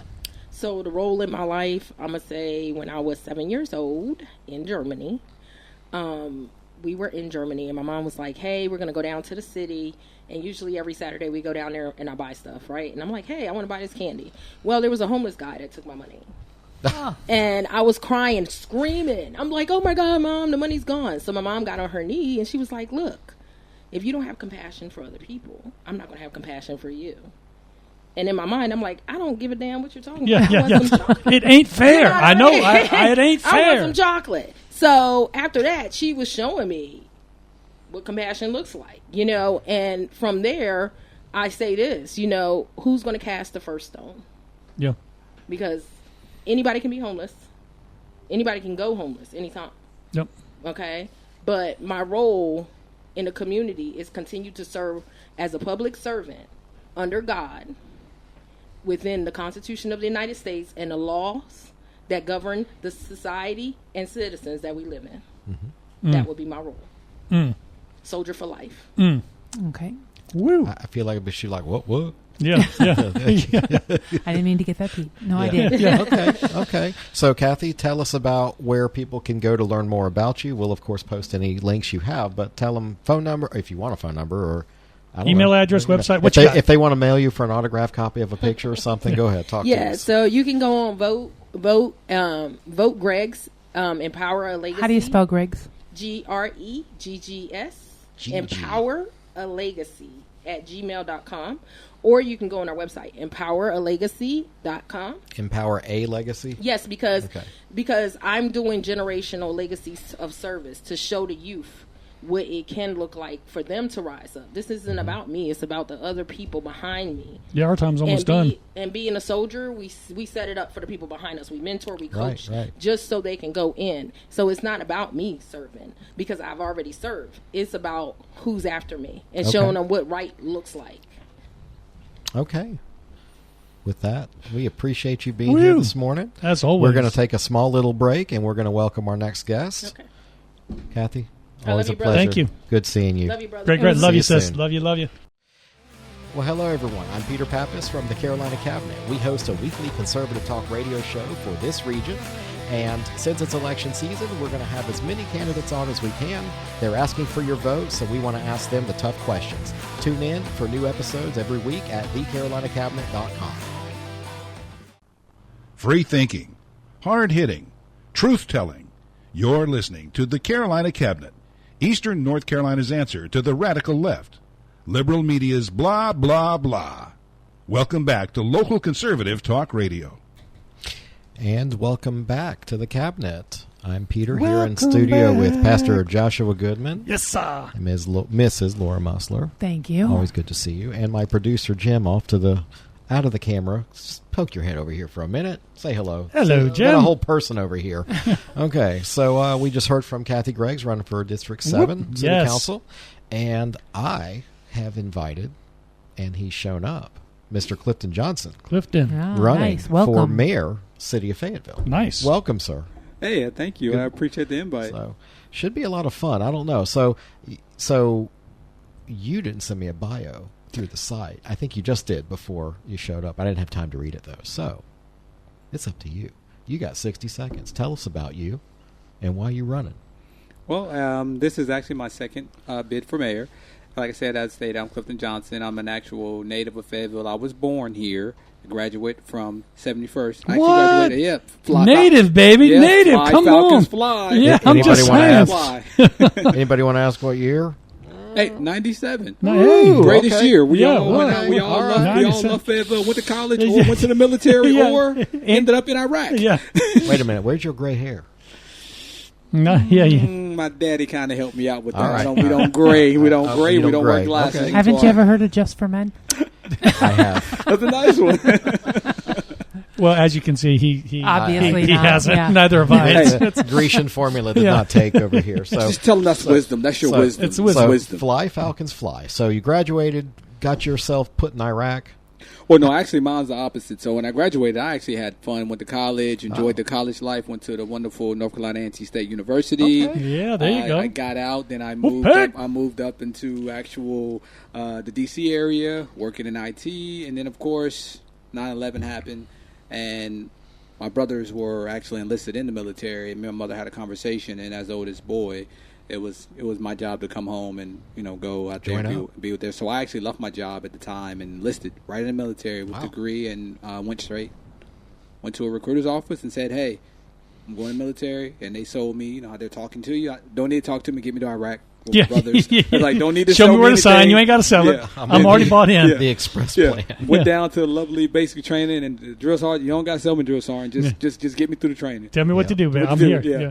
And So- then went in the military. So how long were you in the military? I actually ended up doing 21 years. Really? Dude, Wow. I don't believe you, man. I did not have any intention on doing. I was going to go to Iraq. My brother would come home, and I was going back to D.C. and continue with my job, have fun, and it's that brotherhood. That Yeah, bond. dude, you look like you're 25 years. Y'all see him right on the live. My man don't look like he. No. Yeah, you don't look like you spent 21 years in the military, dude. No. Thank you for your service, right? You're I do welcome. appreciate that, but also for your beauty tips. I'm gonna need some of that afterwards. Like I said, I need some help. That's my Coconut- dad. That's my coconut dad. oil. That's my Yeah. dad. That's my dad. So, okay, so you grew up here, you did your service to our country. Thank you for doing that. You went in, did you enlist? Did you go in as an officer? How did that work? So I initially, like I said, I enlisted in United States military, Army. Okay. Been in aviation, and I went to Iraq, came back, and since I was a little boy, I always wanted to be actually an astronaut. When I was in A&T in engineering, we went up to Langley, and they put us in the air tunnels, and they put you in the equipment. They sucked all the air out, and I said, I'd rather fly than be an astronaut, because you're telling me that this little pack on my back is the only thing that's going to keep me alive? Right. I think I'll just fly. But, over the years, I end up, in the military. And then they have programs in the military where when you're enlisted, you can do warrant officer training. You can also do OCS to become an officer. And I took the other path to OCS, warrant, to I can actually go to flight school. Was that green to gold?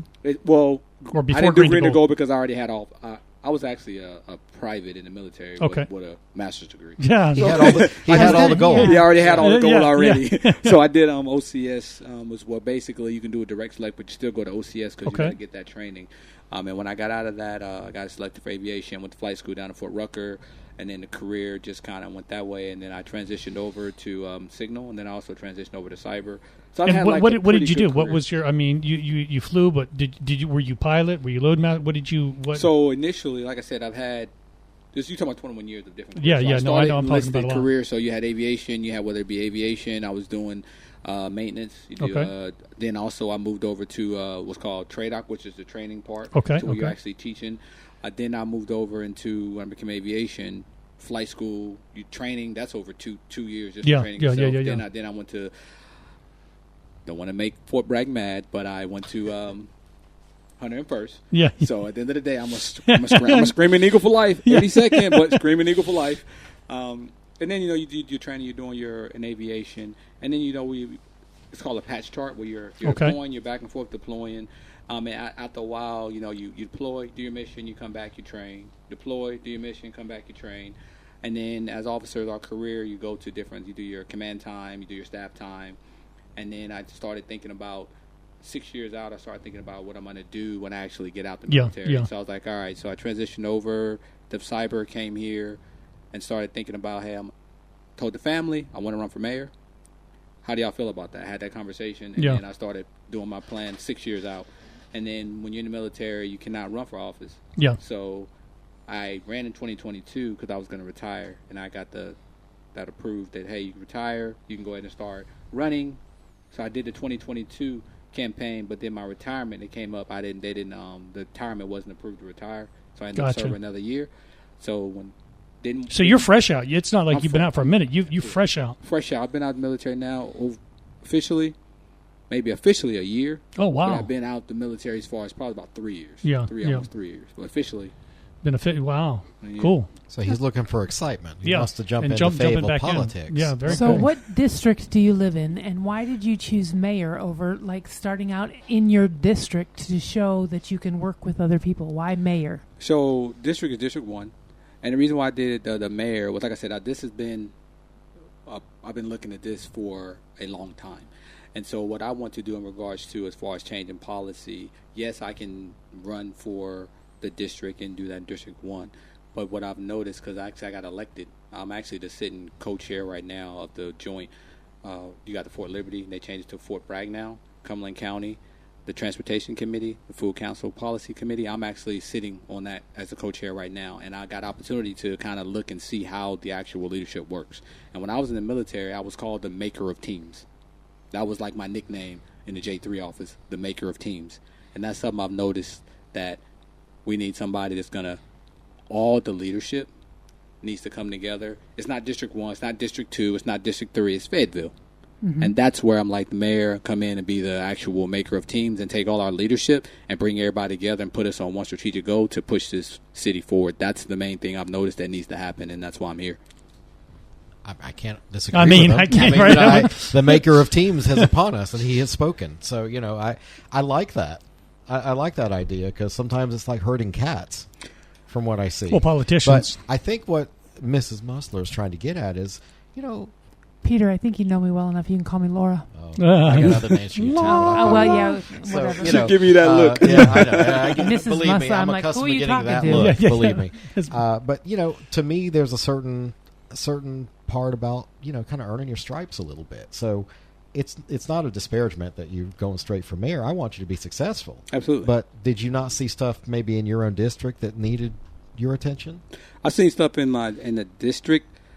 However, I'm in District 1. Okay. So where I live at, we don't have the same problems as Problems. district. Where's District 1? Where? I know where I'm at. I don't know So where it's everybody Mayor else Pro is. Tem Kathy Jensen's district. Okay. Generally, it's North Fayetteville. It's the Ramsey Street area, It's- and I'm not sure how far west it goes, but the Ramsey corridor is pretty. So yeah, it's pretty solid. It's Yeah. pretty solid Yeah. district. Okay. It's the Methodist University Yep, District, gotcha. 28311, Yep. the Kings Grant Golf Course Oh yeah, community. I lived there for a little while. it's- Not Kings Grant, but I lived in District 1. Yeah, Loved but it's it. that. Then I moved back to 7. But when I'm looking at things, and also like you said, as far as the qualifications, meaning that this is my home Yeah. and it's where I live at, and so I know the problems that were here when I left in '97. Yeah. I was actually out there. I went and took a picture and did actual live. Actually, it was we all know about when the street lights come on. You see all the kids running home and stuff like that. So I actually hit a pothole on a street on Ramsey Street, and I had a Ford Probe. Don't even make that car anymore. Only one? Well, that was not. But You found the one? well, the funny thing is, I went and took the picture. And they made- that I mean, you're same talking back in the pothole day. Is there? Yeah. Some of the issues Back that when we probes had- were being made. When probes were made, some of these issues that we had are still there. And now here I am back here, out of high school, out of college, 21 years military career, and some of the same issues we had when I was in high school, we still have the same problems. And the question I ask is, why? Yeah. Well, we don't want you to be unfamiliar in your surroundings. Why change? I mean, we want you to be comfortable when you return. We want 30 you to years know where later, that pothole and you is. know where the pothole is, so you know to cut the wheel a little bit. You know, Those are some of those conversations we have. We call it in the house, Yeah. off the air conversations. Well, we're truth tellers here, so we'll just say, especially me. Yeah. Yes. Well, as you see it. This is the reason why we have a pastor on the show, because of me. Try See, to. it's, Try to keep you real We're gonna down. have that divine moment. Yeah, absolutely. You missed his good word from earlier. Yeah. Just saying. You got to go back to the Whitewater rafting. Yes, whitewater rafting, and we're at a certain age. So. Yeah. Gotcha. Okay, so you're going to jump straight. You've jumped straight to the head of the line to run for mayor. What are the top one or two things that you see specifically that? Let's do 3. I want 3 because I was going to ask him the same question. Okay, Yeah, let's do 3. He's Top 3 the things. team maker, so Yeah. But What his do we- team is already selected for him. He pretty doesn't really much. have a say. You just got to pull them together and That's right. have them not act like. But a good couple team of- maker, because I'm a team builder, right? A good team maker can Okay, do that. So top Well, 1, 2, 3 things. The Let's hear question is the team already selected? Well, I it mean, will be on it will- November. it in will be- November. you won't be selecting it. Right. Yeah. It's not like you can pick the best of. The only input you have as mayor is who is mayor pro. Well, not even that, but you can select a mayor pro tem once you guys take office. Once you're sworn in, that the first order of business is they open a special meeting and they choose mayor pro tem. That's the only choice any of you all 10 will have. Well, that's amazing to hear y'all say that, because you know how they say words have meaning? And so when I say maker of teams, remember I come from the military, which is, you don't have an option there either. Mm-hmm. So when I say maker of teams, right? So your team is also going to be selected for you in the military. So when I say maker of teams, I'm going to come in and I'm going to turn them into an actual team. So they're all there, but are they really a team? That's the piece. You see, that's the piece that's missing. Are they got really you. a team? You see what I'm Okay. saying? So you take them, like we're all sitting here together. We just meeting each other, right? Mm-hmm. But I'm going to bring that energy and I'm going to put us all on the same path. We don't have to agree. We don't have to like each other. Mm-hmm. But as a leader, I'm going to take that responsibility and be like, it's my job to make us all a team and put us all Okay. together and make us understand that Fayetteville, at the end of the day, Fayetteville is what's important. Okay. And for you, those 2 or 3 things that are your passion that you see, hey, these are the things where I'd like to, I mean, because it's easy to say I want to change the world, but what are your top 2 or 3 items to say, after my term, I'd like to have seen this done? So after my term, I want to put what's called, we have a 5-year plan, a 10-year plan, 15-year plan. Yep. So what is Fayetteville going to look like in 5 years? Yep. What's Fayetteville going to look like in 10 years? 15 years? Therefore, now you got a plan. So now you have a goal, backwards plan. Instead of like, you see, oh, we're going to be hard on crime. What does that mean? Yeah. But if I say, here's a 20-year plan, and then we backwards plan from there, and then you put things in perspective, that's a better way to look at the growth versus just, oh, my God, we're going to grow the city. Because right now we know Fayetteville has issues with economics. Mhm. There's no economic growth in Fayetteville. You can go to college in Fayetteville, get a degree, but the same degree that you got, and I'm here because I got I one know. engineering Yep. degree, Yep. you can't put that degree in use in Fayetteville Yeah. because there's no economic, it's just not here. Yeah. So how can we grow a plan for economics? Also, infrastructure. What is Fayetteville's idea right now as far as growing the infrastructure of the city? Do we plan to grow towards Have we ever had an infrastructure plan? There is no. We don't even have a plan. There's not a plan for housing. So I mean, we got housing one plan. street There's that's not named an 3 infrastructure things. You know. There's no housing plan. There's no infrastructure plan. There's no transportation plan. No, I know that's right now. There's a 7-Eleven plan on every corner. Yeah. Which Wawa. which just so y'all know, there's another one getting ready. Yeah. Because I'll keep getting hits about that. To speak to that, I just sidebar. Did anybody see the Wawa opened on Rayford Road? Oh, did it? Yeah, it did. Yeah. It did. Has anybody been in it? No. No, but I got members of my church who swear by it. They're like, I don't Wawa's see. on. I don't. It's small, and I did Is it? like one lap around it. I'm like, I'm not. It looked like a convenience store, wasn't it? Yeah, I don't know. It is a convenience store, but it's like a super convenience store. have So they food say. and I stuff. mean, I like, don't know. yeah. I mean, look, it does bother me how Fayetteville Foodies lights up when, like, did you try the new 7-Eleven? Like, Yeah. I've been eating that burrito for 20 years. I'm not going to eat it Did you try again. the new hot dog? Anyway, that's been on the Clifton, roller? what are your Yes, sorry, top real estate. 3? Thank you, Laura. Sorry. What are your This top I was 3? okay, but that's like you said, the infrastructure, Yeah. right? Is Yeah, one. economic, you know, yeah. The economics is another one, and actual mental health development. So we need an actual city mental health facility here. We don't have a mental health We did. facility here. We don't anymore though. Thank So you, we need Obamacare. Well, with the big, beautiful bill, we're going to be able to start institutionalizing people again. That's part of that. They're going to bring funding for mental health. Usually, mental health, welfare, and safety of the people is going to be a county issue, and it's up to the city to collaborate to see if we can co-locate things, for sure. So, with the infrastructure, you're talking about electrical, sewer, stormwater. Which infrastructure are you talking about? So I'm talking actual. So we got to break it up into different facets, right? So right Okay. now, meaning growing the infrastructure right now in our infrastructure. So first, I include the roads, the transportation inside of the actual infrastructure itself. So we need to have a plan on to update or modernize our actual roads, Okay. right? Then also our city itself, infrastructure inside of the city. You know, we don't have like a transit system here. Like we have, you know, down the train station, the bus systems, but there's no infrastructure that gets us to Raleigh, that gets us to Hope Mills. We expanded the city limits, but does our transit system actually get to where we expanded the city limits? They've got 2 routes that go out there. Okay. Okay, if you say so. You can go there. You can go there twice a day. Yeah, you can go there. Yeah. You can go there. You can go there. Okay. But you're still, our citizens are paying city taxes for services that are not available Well, to them. now, you know, FAST was free up until, I want to say, the end of 24 or 23. I can't remember when. I know you're paying for it now. Well, because through COVID, they're like, hey, everybody rides for free. Yeah. And then they found out that, hey, we kind of need the money of that 50 cent. And I think people lost their minds over the 50 cent. But I think FAST is a growing entity. I think it has a lot of potential. Absolutely. That hasn't been tapped. But, I mean, we do. See, we have the almost measures. Yeah, in we do. Fayetteville. Yeah, From we what do. Running city council and commissioner, I kind of learned a couple of 3 things. It's like, we just don't do it All the way. all the way. It's like we're The almost, follow-through. We're almost there. Yep. You know, like FAST can be built out. We need more sidewalks. Well, you got to collaborate with DOT. You got to collaborate with the county. You know, you talk about the pothole on Ramsey Street. Guess what? The state probably needs to fill that one because the city can't touch it. So, you came to my candidate thing. Yes. You saw the silos of city and county and federal and state. You made silos? I mean, yeah. Yeah, Well, nice. there was like pictures and things. Yeah, and, a whole PowerPoint thing? Commissioner Go Devier Peter. actually came and gave that Okay. part of it. I just facilitate. I just kind of let people go up and down and whatever. And I brought lunch. So Yeah. Yeah, he brought a great lunch I for brought us. lunch. That's it. Yeah, that's more, So, more than Jim did.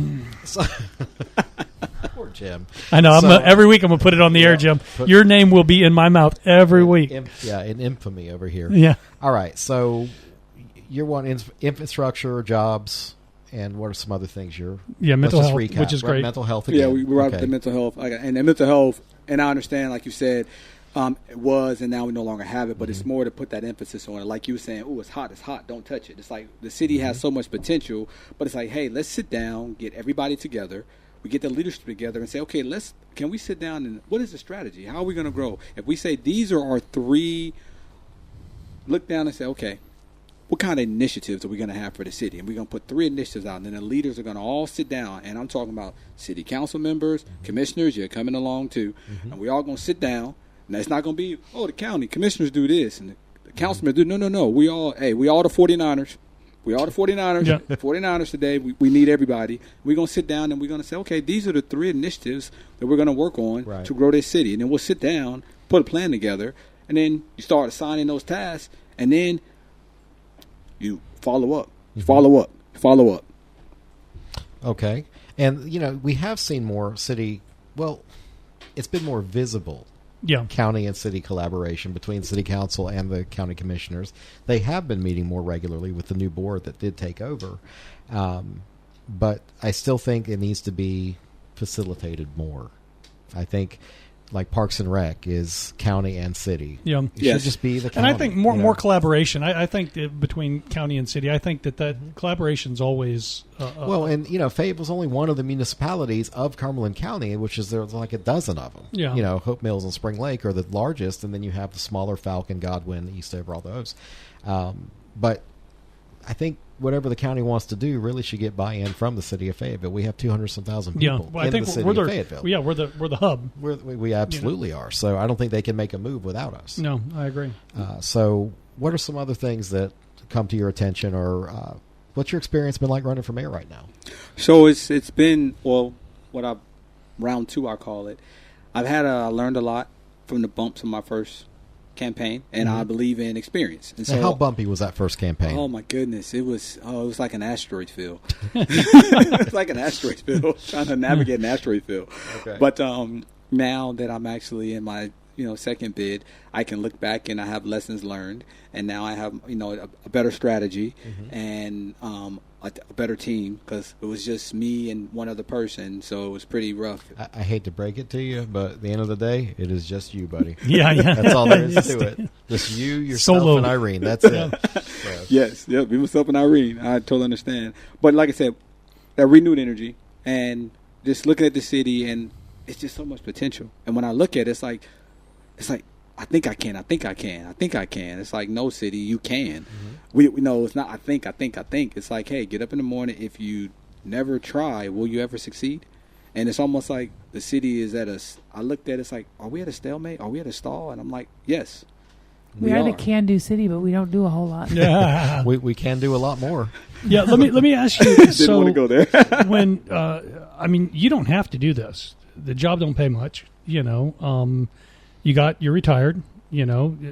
Probably comfortable. Why put yourself through the goodness, anguish, in the words of former Mayor Matt Robertson. Yeah. I kept hearing quality of life. Yeah. Enjoy your life. Yeah. Why do you want to do this? Why? And then I still went and filed for commissioner anyway. Why would you do it? Why not just sit back, relax, and And I didn't file because I knew he was filing. I was like, nope, I'm not going to write this. Right. Well, I'm glad that you put that out there so people hear what he's saying. He's telling y'all the truth. It's not a job you get paid. Local government, you have your stipend, but it's really a volunteer work. It is. So people understand it's your stipend is volunteer. It's a salary. It's around 30, 20. Oh, well, okay. It's up there, but he's going to get gray hair. Yeah, he is. No. I'm telling you, I'm not going to get gray hair, because when I get gray hair, I can delegate the gray hair to somebody else. All right. All right. But like I said, it's more of a this is home, and like you said, I am retired. And I do have other things that I have as far as for financial stability. Yeah. And I understand that if I've set myself up or my family up to where financially we're okay. And then I'm also seeing that how the city and how inflation is affecting, where I might think twice about maybe doing something. So how are people who are not necessarily set up, like I'm set up, how are they feeling? Yeah. You realize not everybody's as fortunate as you are. Yeah. Absolutely. If you're paying $2.50 for some Doritos in January, and I just bought some Doritos 2 hours ago, and they're $5, it's a 100% increase in 8 months. Yeah. Has your pay increased 100%? In your life? I wish. And so gas. When I got my first job, I went from $0 to $6.25 an hour. $6.25. Yeah. You're young, girl. I got the five. I was back in the $5.25 days. Yeah. Well, and as brought up earlier, minimum wage is still. Well, I was in California. Oh, okay. There you go. That was Okay. In North Carolina, we were still at $5.25. Yeah, I'm 57 years old, and it was $6.25. Yep. I was working at Peter's A&P store back in 1994. 4, 3, 2. I don't know. I was enjoying school and music when the parents weren't paying attention. Yeah. What we were doing. Well, I like the Chris Rock skit when he talks about minimum wage means that's the least they can pay. Or, Yes. Anyway, so not everybody's as fortunate as you are, so you realize that. You see the stresses of people in the city of Fayetteville with their bills and with infrastructure, access to government, stuff like that. So how, besides being a team maker, what else do you think you bring to the office of mayor? So, great question. So, the military, the experience, we go all over the place. Mm-hmm. And we have to adapt. We have to adapt to our environments. We have to adapt. Mm-hmm. So what I've been doing is just taking just basic skills I've learned in military leadership skills, adapting, and looking at Fayetteville and saying, okay, well, what are the problems? Because there's always people, you ask them, what can you do for me? I take them, I say, hey, I believe in what's called servant leadership. So I take my pyramid, and I always tell them, take the pyramid, and I turn it upside down. Which means I'm on the bottom. We're going to start church, y'all. You got me. I'm about to start preaching. You flip it upside down, and you put me on the bottom, and you put Fayetteville on top. Meaning that it's my job. I serve the people. I serve you all, and my job is to put you in a position to succeed. Because I did the same thing when I was in command and when I was leading. I used to always, sit down with first sergeants, sergeant majors, and tell them, when the actual soldiers succeed, we succeed. Yeah. Because if you fail, the boss is going to bring us on the carpet, and we're going to get yelled at anyway. Yeah. So it's the same thing. As a leader, if we fail as a leader, they're going to put you on, on blast. So you might as well be at the bottom and work to do everything you can, because when they're successful, you are too. Yep. And I think, and I'm not, like I said, when I talk, it's not about, hey, the leadership is not doing anything. It's just there needs to be another perspective, because it's just like if you've been working a job for 10 years, 5 years, sometimes you just kind of, you get complacent. You fill those shoes, and that's it. Yeah, and you get someone who's coming here, and it's like, I came here, I'm like, this is home. And also, because I've moved around so much, I've seen cities past my city. Yeah. I don't know if y'all been to Rayford lately. Sanford. Yeah. Durham. Yeah. Austin, Texas. Yeah. Go to Austin, Texas. Brother, I've been there. It wasn't that way when I got there when I was a young private. No. When I got back, I was like, what is this? They was like, oh, that's the Google skyline. Yeah. I was like, wow. I was like, well, Fayetteville, here's a question I ask people. Do you think Fayetteville will ever have a skyline? We got a little. Not with the building. Current unified development ordinances, right? Yeah, we talked about with those. When they start revising those and allowing people to build up. Yeah. Because that's one part of it. Like there is no provision to build over 3 stories. No. Yeah. Nowhere. But that shows you lack of vision. Yeah. That's big time. But see, that shows you that everybody here in the community, they complain. Oh, we need to change.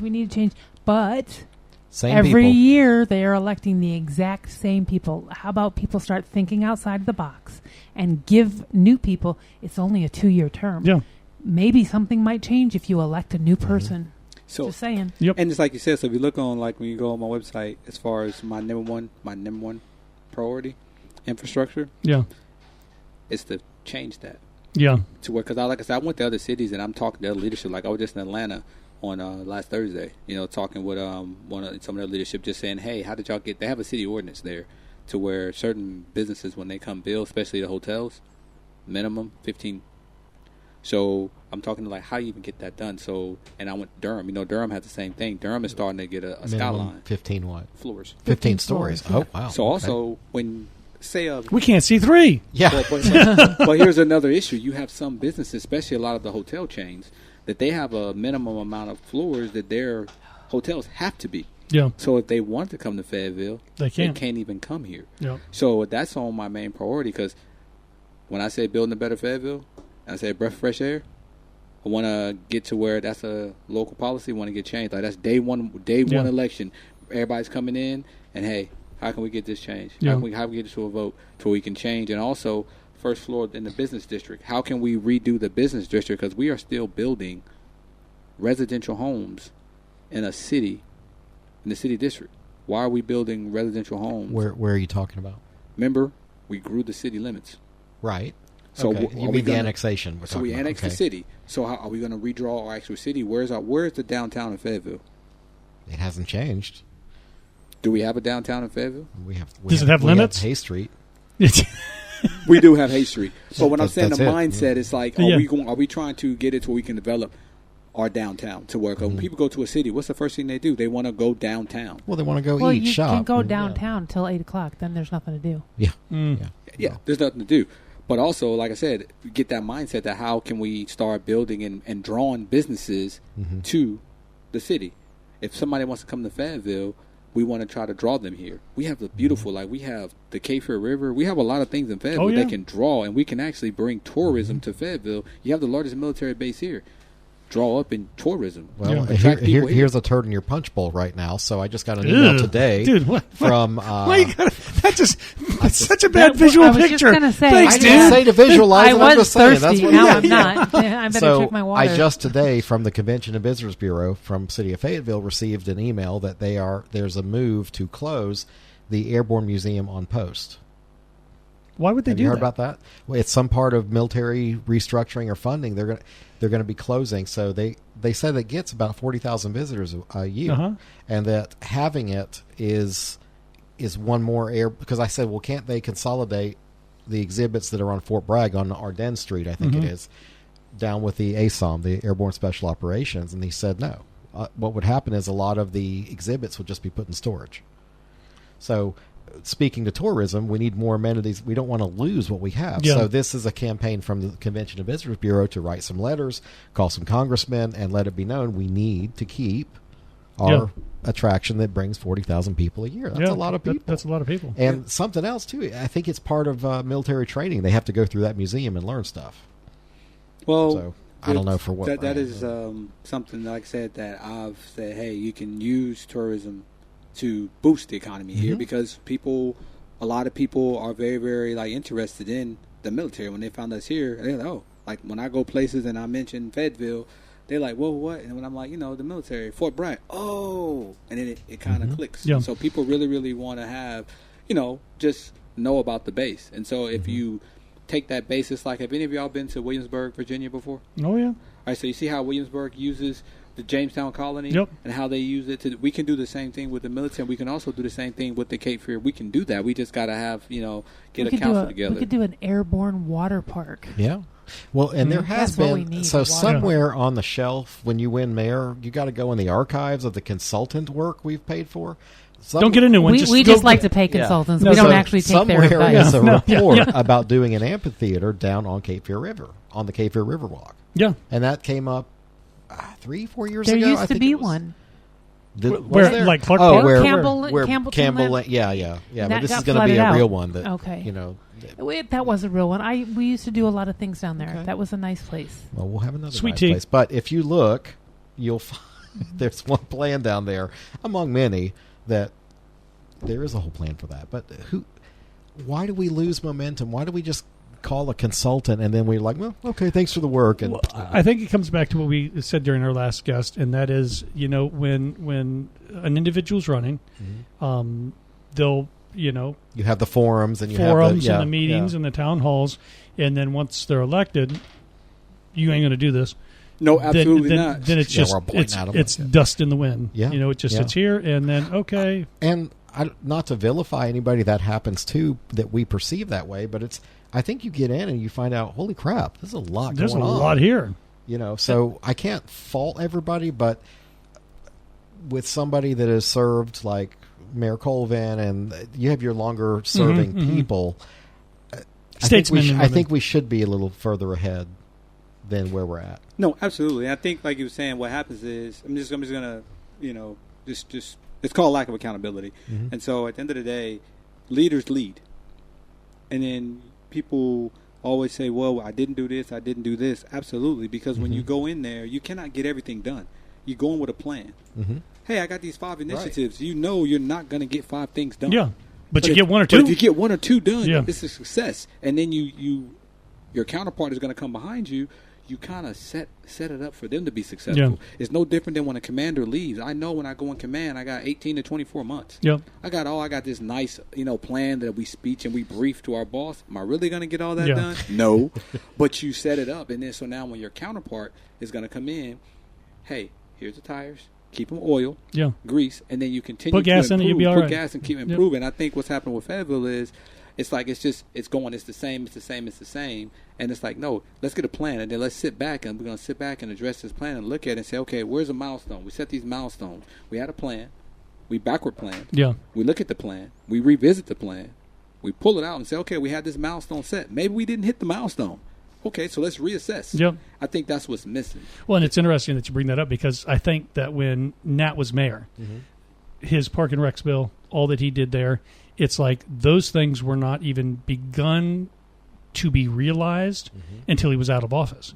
And, you know, Colvin, he was kind of like the beneficiary. Right. You know, people see the water parks, they see the swimming pools, they see all of these things. The swimming pools, but not an indoor one. God forbid. So we're missing one. Yeah, Anyway, okay. go ahead. But you see all these. Well, it's hot outside. You don't want to swim outside when it's hot.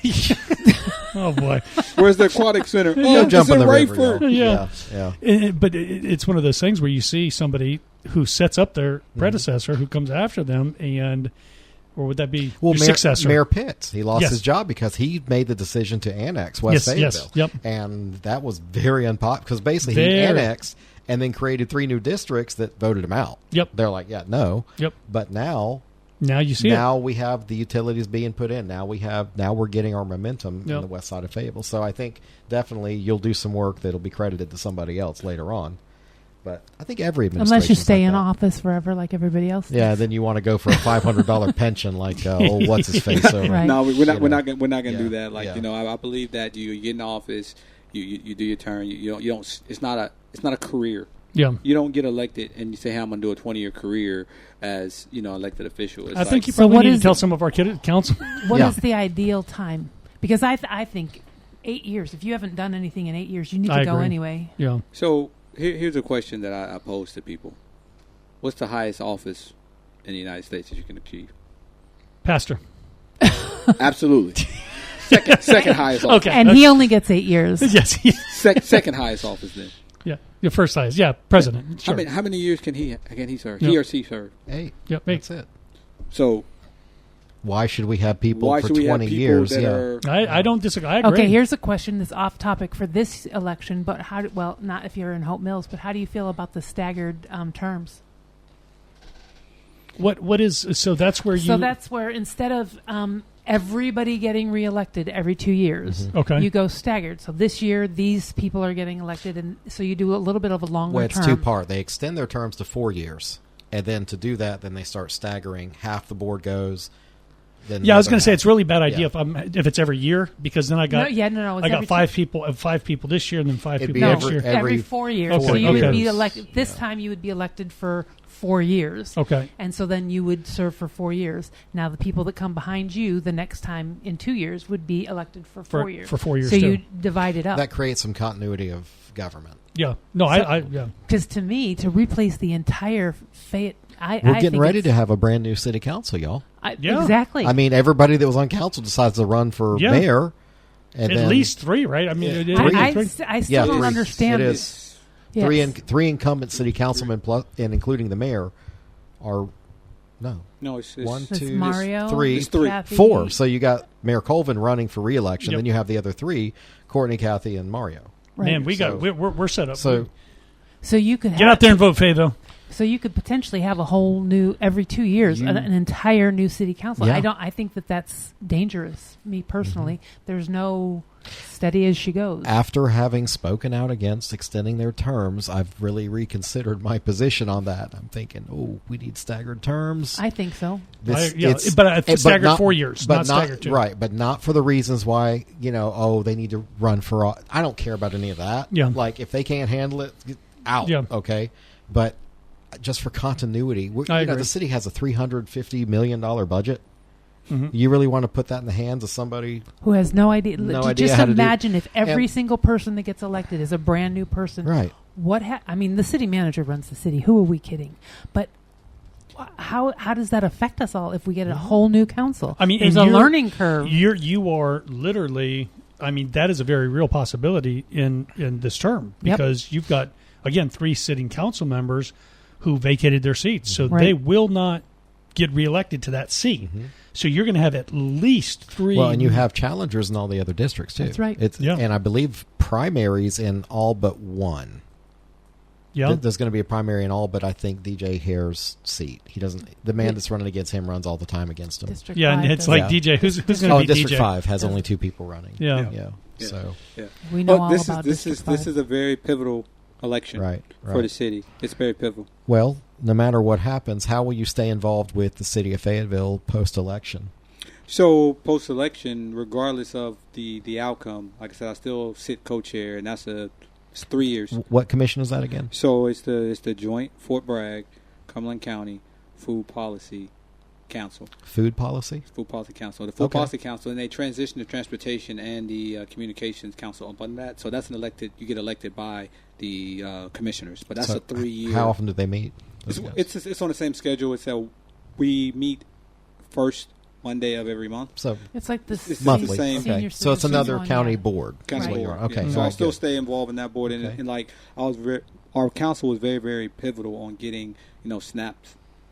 Well, SNAPs has changed now, but before what we're dealing with SNAP right now, we got a SNAP office added onto Fort Okay. Bragg, which wasn't before. Don't So you find it disgusting that our military has to apply for food stamps? Oh, yeah. I mean, 120%. So we provide, on average, anywhere from 10 to 15,000 pounds of food a month to the community. And how do I feel when there's a young soldier with his wife and baby in the back, and he's like, Pastor, there's no way I could feed my family without you Right, guys. to not be earning enough, to be able to willing to die for your country and not be earning enough to feed your family. It's just It's utterly despicable. disgusting. Yeah. No, it should not happen in this That's country. why I'm so passionate when like I said, when I'm talking to people. I don't do this. I do this because I care. I serve my country, and when I'm on, like I said, when I'm out here doing this on the actual elected position that I have as we do, I see what the families go through. I saw it when I was in the military, and now I see it from civilian. I saw it as, when I was in active duty. But you have people that's out here in the communities going through the same issues. And then you have the bad thing for the soldiers is when they come here, they're not from this area, so they don't know or have the same support that maybe someone who's native to this city. And a lot of people don't understand that the military soldiers do not get paid as much money as you think the military gets paid. They actually do not. And then they move to different cities, but your pay doesn't change. No. So Right. today you're in North Carolina, and then Well, it does a little bit. You get a COLA allowance. I was gonna depending say, is there on not where a- But if Yeah, you're a there's young, a cost if to you're it. a young buck, 18, living on post, you might be you okay. Yeah, but how else are you going to afford that Mustang at 38% Well, interest? well, You know what I'm talking. If you're a 20-year-old guy, right, Yeah. and you got a wife and a kid, then You're up a creek. You're Yeah. Well, it's despicable. I don't think anybody here is going to argue that that's a good position to be in as a private in the military. So, Mr. Clifton, it's so good to see you again. Good I want stuff. you to talk to us about how people can find out more about you. Go ahead, let her rip. Well, I said I'm out there. I'm doing podcasts on Fridays. I do the podcast, and you go to jacksworld.com, and you can come on and do the same podcast, just like we're here today with Peter, when people can come and talk directly to me, and you can let me know, hey, as me, I'm running for your mayor, what can I do for you? What are your issues? Also, you can go to cliftonformayor.com or votecliftonjohnson.com, and all the links will be up there, and follow me. And we reach out as soon as you reach out to us. We're out there for you because we're here for y'all. All right. Well, I want to say a thank you to my on-air cabinet members, Pastor Joshua Goodman, Yes, sir. Laura Musler. Thank you for being here. My producer, Jim, over here in the corner. And a special thank you to Mr. Clifton Johnson for being here and under some scrutiny a little bit. To my audience, I hope you'll do us a favor. Take time this week to visit one of our commercial sponsors. Let them know you heard their message right here on the Carolina Cabinet. If you do somehow miss an episode of our top-rated show... Yeah, I mean, buddy. you can find us on your favorite podcast broadcaster, Apple, Spotify, Google. I mean, come on. It's 2025, guys. Come on. So look for us online at thecarolinacabinet.com. You can find all our videos and links. And again, thanks again for tuning in this morning. Until next time, we are The Carolina Cabinet. Cabinet.